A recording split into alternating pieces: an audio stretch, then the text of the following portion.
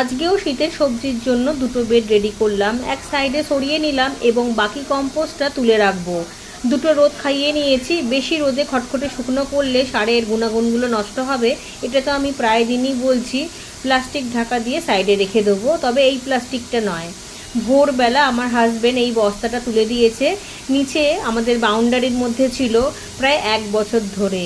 এর মধ্যে রয়েছে গুপ্তধন, সত্যি গুপ্তধনই বটে। দেখুন প্লাস্টিকে ভরে রয়েছে, প্লাস্টিকগুলো সব একে একে বার করব। এর মধ্যে রয়েছে 1 বছরের তৈরি করা পাতা পচা সার, যেটা আমি শীতের শেষের দিক থেকে শুরু করেছিলাম, একেবারে চন্দ্রমল্লিকার শুকনো ডালপালা পাতা দিয়ে। শীতের সময় যেহেতু বৃক্ষজাতীয় সমস্ত গাছের পুরনো পাতাগুলো ঝরে যায়, সেই সব পাতাগুলোকেই এই প্যাকেটে প্যাকেটে ভরে রেখেছিলাম এবং যখন অনেকগুলো হয়েছিল তখন বস্তার মধ্যে ভরতাম। তাতেই কতগুলো প্যাকেট জমা হয়ে গিয়েছে। দেখুন এই বস্তার মধ্যে, বস্তাটা একেবারে ঝেড়ে নিলাম পরিষ্কার করে।